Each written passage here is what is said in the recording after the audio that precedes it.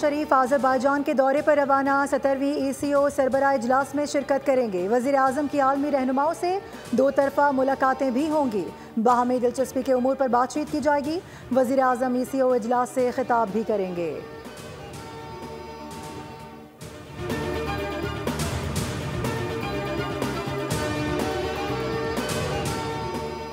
मईशत में शफाफियत लाने के लिए डिजिटल ट्रांजैक्शन सिस्टम नागुज़ीर है। शहरियों और कारोबारी इदारों के दरमियान अदायगियों को आसान बनाना ज़रूरी है।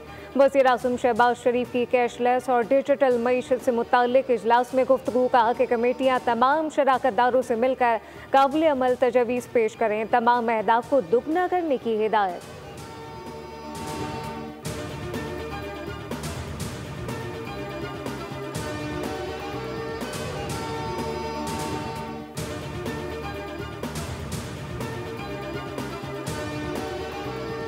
तनख्वाहों के मामले पर वज़ीर दिफा ख्वाजा आसिफ की मुसलसल तनकीद और इल्ज़ामात के बाद स्पीकर कौमी असम्बली सरदार अयाज सादिक ने वज़ीर आज़म को ख़त लिख दिया। स्पीकर अयाज सादिक ने अपनी तनख्वाह का मामला वज़ीर आज़म पर छोड़ दिया। कहा कि तनख्वाह के मामले से मेरा कोई ताल्लुक है और ना ही दिलचस्पी। तनख्वाह बढ़ाने का फैसला वफाकी काबीना का है, मेरा नहीं। बेशक मेरी तनख्वाह ना बढ़ाएं, मगर मेरा इस मामले से कोई लेना देना नहीं।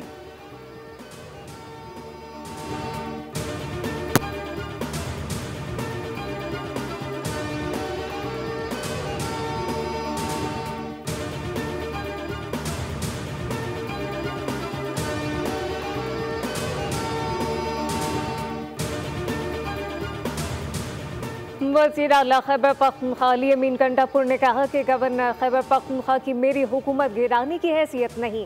गवर्नर KP काउंसलर की सीट भी नहीं जीत सकते। पेशावर में मीडिया से गुफ्तगू करते हुए अली अमीन कंडापुर ने कहा कि सबात वाक़े की इंक्वायरी चल रही है। जहाँ जहाँ जिसकी गफलत पाई गई कार्रवाई करेंगे। सानेहा सबात के जिम्मेदारों को सजा दी जाएगी। दरियाओं की तामीरात को ख़त्म किया जाएगा।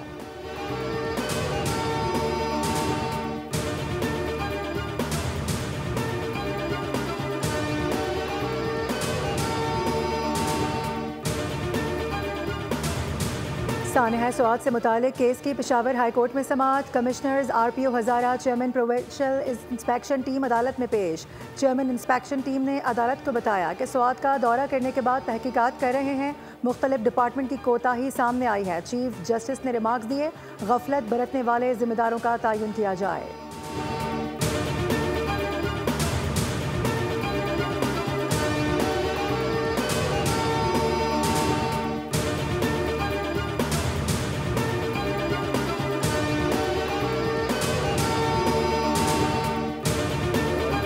सीज़ फायर नज़र आया है और ईरान को एक कामयाबी नज़र आई है।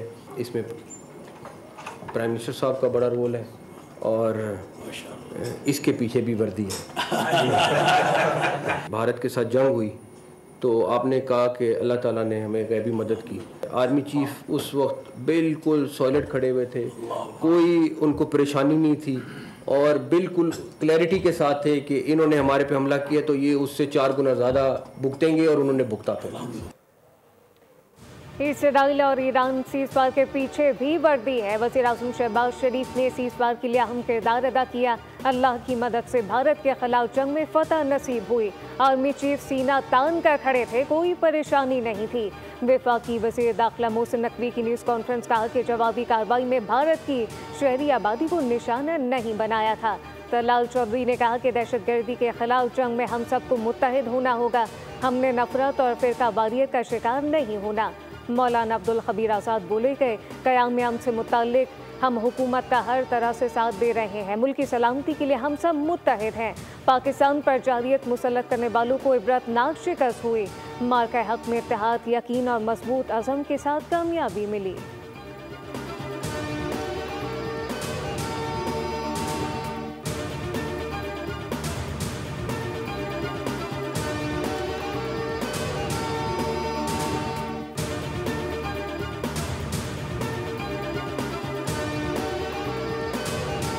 जनूबी अफ्रीका की फ़िज़ाइया के सरबरा के joint staff headquarter Jama chairman joint chiefs of staff committee से लेफ्टिनेंट जनरल मुबैम्बो की मुलाकात।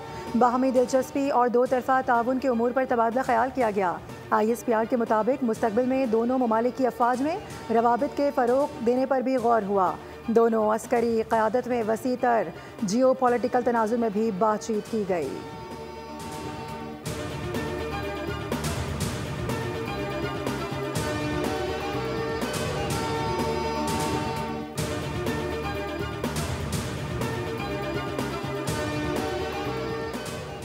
गवर्नर सिंध कामरान टेसूरी की इस्लामाबाद में ईरानी सिफारत खाने आमद। ईरानी सफ़ीर रज़ा अमीरी से मुलाकात की। गवर्नर सिंध का इसराइली जारियत में शहीद अफराद को खिराज अकीदत। ईरानी सिफारत खाने की ताज़ियती किताब में तासुरात दर्ज किए। गवर्नर सिंध ने कहा कि ईरान के खिलाफ इसराइली जारियत की शदीद मज़म्मत करते हैं।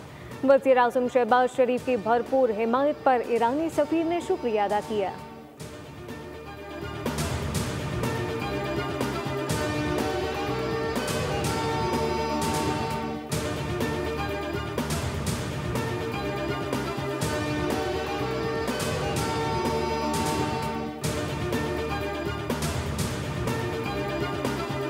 Air chief marshal Zaheer Babar Sidhu का स्पीकर कौमी असम्बली के नाम इजहार तशक्कुर का ख़त। एयर चीफ की स्पीकर कौमी असम्बली सरदार अयाज सादिक के पार्लिमानी किरदार की तारीफ। कहा कि कौमी यकजहती कायम करने के लिए स्पीकर का किरदार काबिल सताइश है। कौमी इत्तेहाद के मुजाहरे पर पाक फ़िज़ाइया शुक्रगुजार है। कौमी इत्तेहाद व यकजहती ने दुश्मन के नापाक अज़ाइम को खाक कर दिया। कौमी असम्बली के मुअज़्ज़ज़ अरकान की पाक फ़िज़ाइया के हक़ में यकजहती काबिल फ़ख्र है। पाक फ़िज़ाइया मुल्की सरहदों के दिफा के लिए हर लम्हा तैयार है।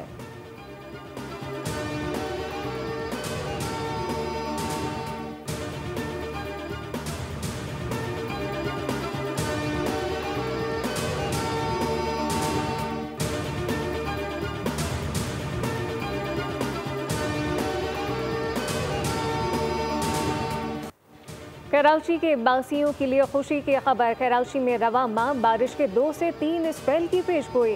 कराची में बादलों के डेरे, मुख्तलिफ इलाकों में सुबह सवेरे हल्की बारिश के बाद मौसम खुशगवार। कोयटा, लाहौर, इस्लामाबाद, पेशावर, कश्मीर और गिलगित बल्तिस्तान में बारिश की पेशगोई। महकमा मौसमियात के मुताबिक आज कोयटा, ज़ियारत, बोलान और कल्लात में चंद मकामात पर बरसात होगी। सिंध में भी कहीं कहीं बारिश हो सकती है। 5 से 8 जुलाई के दौरान शदीद बारिशें होंगी। लाहौर, सियालकोट और नारोवाल में अर्बन फ्लडिंग का खदशा। दरियाओं में सैलाब, नदी नालों में तूफ़ानी और बालाई इलाकों में लैंडस्लाइडिंग मुतवक्की। NDMA की शहरियों को गैर ज़रूरी सफ़र से गुरेज करने की हिदायत।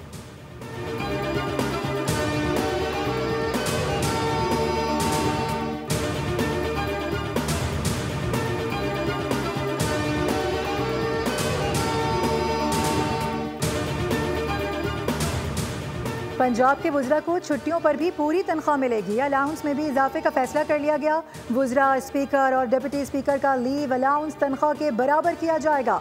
अवामी नुमाइंदों के कवानीन का तरमीमी बिल 2025 पंजाब असम्बली से मंजूर कर लिया गया। वुज़रा को 1 माह की छुट्टी पर भी पूरी तनख्वाह यानी 9,60,000 मिलेंगे।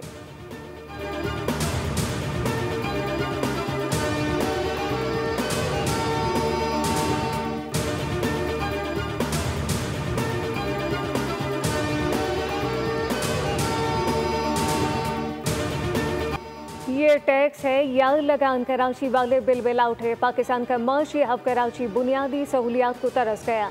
रवां साल रिकॉर्ड टैक्स वसूली हुई। FPR ने 3,256 अरब रुपए अहलियानी कराची से वसूल करके तमाम साबिका रिकॉर्ड तोड़ दिए। तबाह सड़कें, जा बजा गंदगी, कई घंटों तवील बिजली की लोड शेडिंग और समंदर किनारे बसने के बावजूद पानी की बूंद बूंद को तरसते रहे।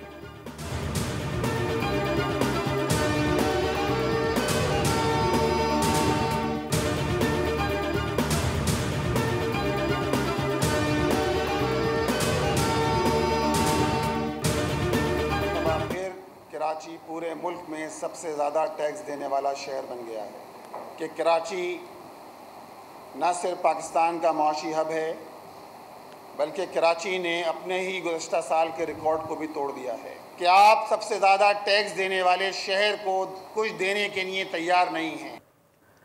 अमीर जमात इस्लामी कराची मुनम जफ़र की प्रेस कॉन्फ्रेंस। कहा कि एक बार फिर कराची पूरे मुल्क में सबसे ज़्यादा टैक्स देने वाला शहर बन गया है। ये कराची वालों की जीत है। इस सब के बावजूद भी वफाकी हुकूमत के पास कराची के लिए फंड्स नहीं है। K4 मनसूबा खटाई में पड़ने का खदशा है। शहर में ताहाल अकोमोडेशन का काम भी शुरू नहीं किया गया। पिछले साल वाटर बोर्ड ने बिलों में 23% इजाफा किया। वाटर बोर्ड टाउन चेयरमैन के पास नहीं, मेयर कराची के पास है।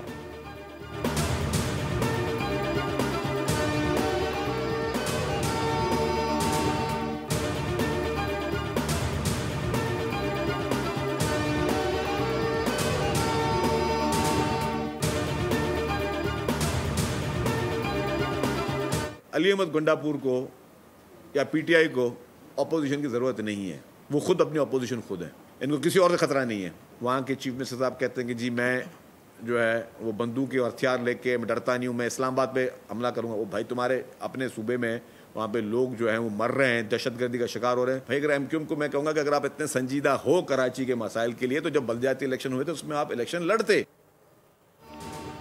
जमात इस्लामी वाले अपना काम नहीं करते, तनकीद करते रहते हैं। इल्ज़ाम लगाने वालों ने आज तक कुछ नहीं किया, सिर्फ प्रोपेगेंडा किया है। सीनियर वजीर शर्जील इनाम मेमन कहते हैं कि एमक्यूएम कराची के लिए संजीदा है तो बल्दियाती इंतखाबात लड़ती। अली अमीन गंडापुर और पीटीआई को अपोजिशन की ज़रूरत नहीं। तहरीक इंसाफ को किसी से ख़तरा नहीं, वो खुद अपने दुश्मन बने हुए हैं। शर्जील इनाम मेमन ने कहा कि खैबर पख्तूनख्वा में अमन अमान की सूरत हाल ख़राब है। पीटीआई इस्लामाबाद पर धावा बोलने की बात करती है। हम तो अब भी कहते हैं कि बैठकर बात करें, लड़ाई किसी से नहीं।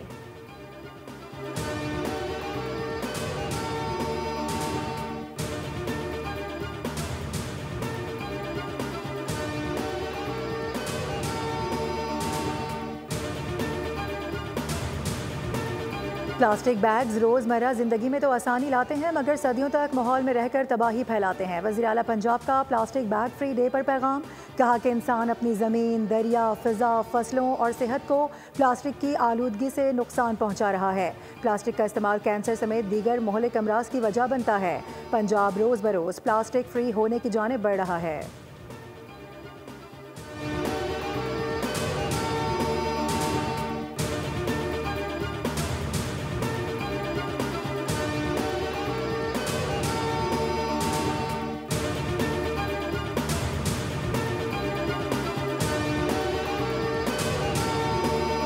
कराची में रात के मोमिनाबाद के इलाके में फायरिंग से 3 अफराद जाँ बहक। पुलिस ने फायरिंग करने वाले 2 मुलजिमान को गिरफ्तार कर लिया। मुख्तलिफ हादसात और वाक़यात में 13 साला बच्ची समेत 2 अफराद जान से गए। फायरिंग और तेज़ धार आले के वार से 2 अफराद जख्मी हुए। माड़ीपुर, मच्छर कॉलोनी और करीमाबाद में मुबैना पुलिस मुकाबलों में 2 मुलजिमान को जख्मी हालत में गिरफ्तार कर लिया गया। इत्तेहाद टाउन पुलिस ने दामाद को जिंदा जलाने के इल्ज़ाम में सुसर समेत 2 मुलजिमान को गिरफ्तार कर लिया।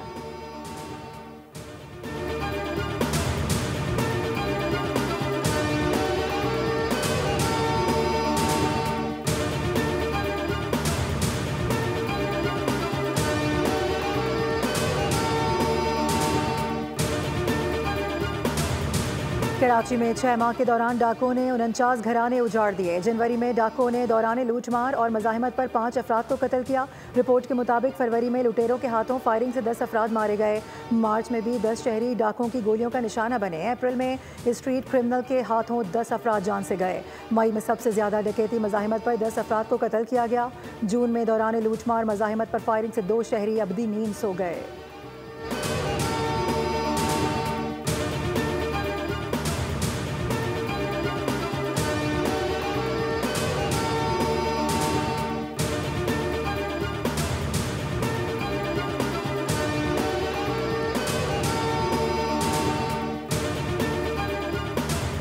नवाबशाह में मुसाफिर कोच की टक्कर से 2 पुलिस एहलकार जाँ बहक हो गए। पुलिस एहलकारों में मुजफ्फर जसकानी और रोशन अली शामिल।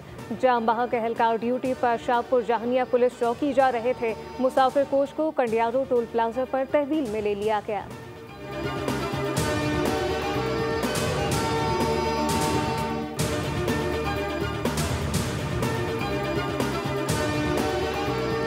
हराम तक जारी रहेगा।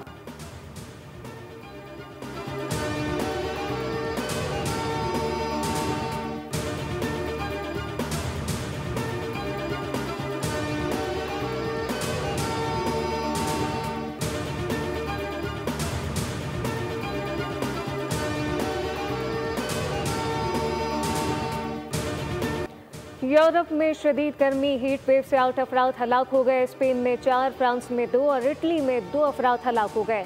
यूनान और तुर्किया के मुख्तलिफ हिस्सों में गर्मी से जंगलात में आग भड़क उठी। इटली ने अपने 18 शहरों के लिए रेड अलर्ट जारी कर दिया।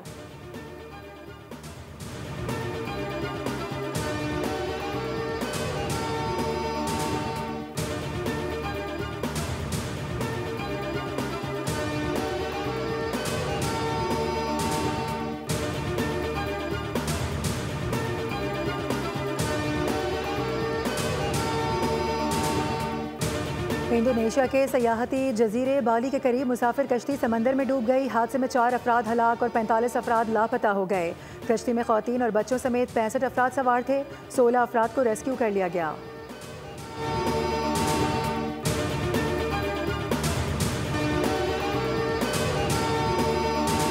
अमेरिका के महकमा दिफा पेंटागन के तर्जुमान ने कहा, ईरानी जौहरी प्रोग्राम को 1 से 2 साल के लिए पीछे धकेल दिया गया। तर्जुमान पेंटागन ने बताया कि ईरानी जौहरी तंसीबात पर हमले से मुताल्लिक अपने मौक़िफ़ पर आज भी कायम है। अमेरिका ने हमले में ईरान की जौहरी तंसीबात को मुकम्मल तौर पर तबाह कर दिया था। ईरानी जौहरी प्रोग्राम अब 1 से 2 साल पीछे चला गया। एशियन जूनियर स्क्वाश चैंपियनशिप में पाकिस्तान के 5 खिलाड़ी मुख्तलिफ एज ग्रुप कैटेगरीज के सेमीफाइनल में पहुंच गए। बॉयज़ अंडर 19 में अब्दुल्ला नवाज ने हांगकांग के वांग विंग कियोन को क्वार्टर फाइनल में शिकस्त दे दी। बॉयज़ अंडर 15 में नुमान खान और अहमद रायान खलील ने टॉप 4 में जगह बनाई। नुमान खान ने क्वार्टर फाइनल में भारत के हर्ष अल्वाना को 6-11, 5-11 और 7-11 से मात दी। Asian youth girls netball championship में पाकिस्तान ने फाइनल के लिए क्वालिफाई कर लिया। पाकिस्तानी लड़कियों ने सेमीफाइनल में जापान को 39 के मुकाबले में 64 गोल से शिकस्त दी। जनूबी कोरिया में जारी चैंपियनशिप में पाकिस्तानी लड़कियों ने कामयाबी हासिल कर ली। फाइनल में पाकिस्तान का मुकाबला मालदीव या चाइनीज ताइपे से होगा, जो कल खेला जाएगा।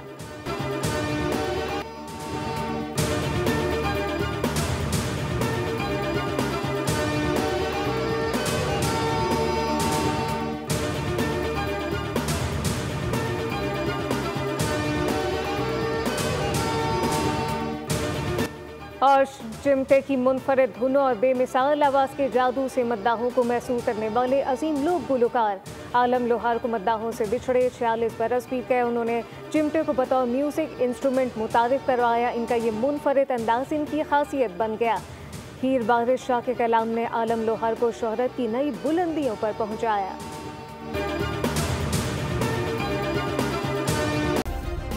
सब्सक्राइब करें और बेल दबाएं ताकि कोई खबर रह न जाए।